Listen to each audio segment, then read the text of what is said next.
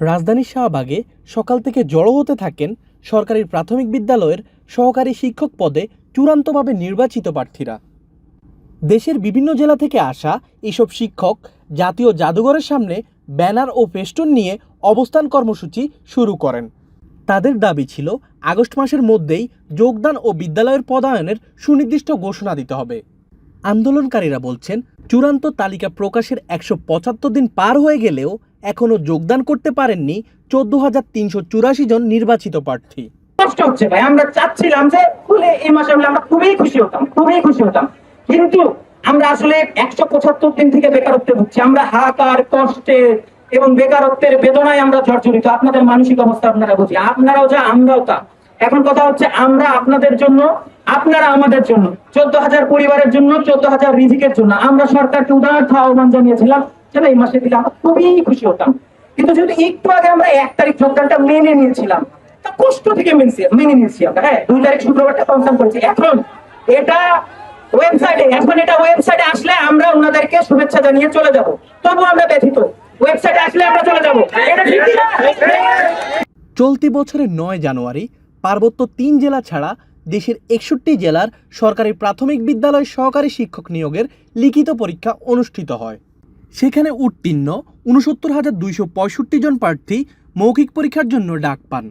পরে ৮ ফেব্রুয়ারি চূড়ান্ত তালিকা প্রকাশ করা হয়। এরপর ২২ ফেব্রুয়ারি থেকে ১ মার্চের মধ্যে স্বাস্থ্য পরীক্ষা, ডোপ টেস্ট এবং প্রয়োজনীয় সনদ যাচাই সম্পূর্ণ হয়। কিন্তু যোগদান ও পদায়ন না হওয়ায় ক্ষোভ নিয়ে শাহবাগে অবস্থান নেন নির্বাচিত শিক্ষকরা। আমরা প্রশিক্ষণকে সাধুবাদ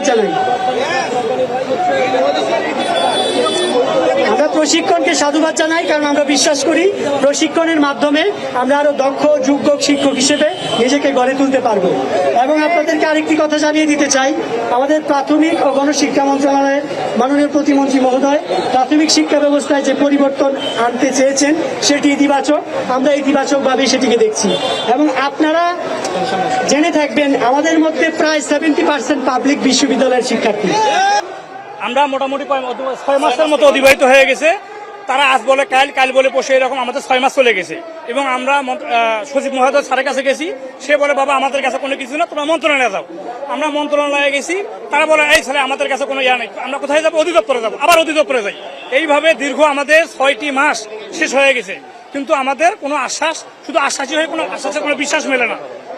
হ্যাঁ, এখন আমাদের যেটা মেইন দাবি সেটা হচ্ছে 2025-এর বিধি অনুযায়ী আমরা যোগদান চাই, পদায়ন চাই এবং তারপর ট্রেনিং কত বছর করাক আমাদের কোনো আপত্তি নেই এবং সেটা প্রজ্ঞাপন আকারে দিতে হবে। আমরা মৌখিক কোনো কথাই বিশ্বাস করি না এবং রানিং মাসে আমরা প্রজ্ঞাপন চাই। আমরা তাদের মৌখিক কোনো কথা বিশ্বাস করি না। এর আগে প্রাথমিক ও গণশিক্ষা মন্ত্রণালয়ের এক জরুরি সভা শেষে জানানো হয়েছিল ২৯ অক্টোবর যোগদান করানো হবে। তবে আন্দোলনের দিনই নতুন বিজ্ঞপ্তি জারি করে মন্ত্রণালয়। বিদ্যালয় শাখা ২-এর উপসচিব রাজীব কুমার সরকারের সই করা বিজ্ঞপ্তিতে জানানো হয়, নির্বাচিত প্রার্থীরা আগামী ১ অক্টোবর সংশ্লিষ্ট জেলা প্রাথমিক শিক্ষা অফিসে যোগদান করবেন। যোগদানের পর ৪ অক্টোবর পদায়ন সম্পূর্ণ করা হবে। পরে তাদের পেশাগত প্রশিক্ষণের ব্যবস্থা করা হবে বলেও জানানো হয়েছে। নতুন তারিখ ঘোষণার পর সংশ্লিষ্ট কর্মকর্তাদের সঙ্গে আলোচনায় বসেন শিক্ষকরা। এরপর বেলা ২টার দিকে তারা অবস্থান কর্মসূচি প্রত্যাহারের ঘোষণা দেন। সরকারকে ধন্যবাদ জানিয়ে রাস্তা পরিষ্কার করে শাহবাগ ত্যাগ করেন আন্দোলনকারীরা।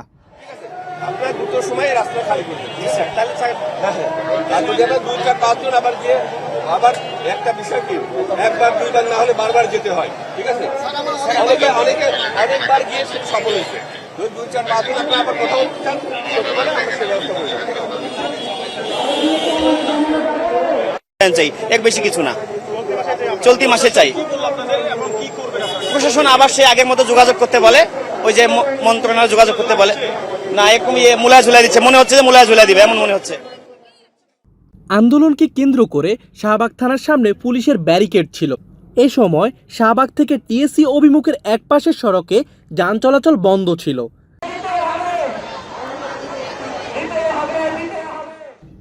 দীর্ঘ অপেক্ষা, ক্ষোভ আর অনিশ্চয়তার পর আপাতত নতুন তারিখ পেয়েছেন ১৪,৩৮৪ জন শিক্ষক। এখন তাদের অপেক্ষা 1 অক্টোবর যোগদান এবং 4 অক্টোবর পদায়ন কার্যকর হওয়ার।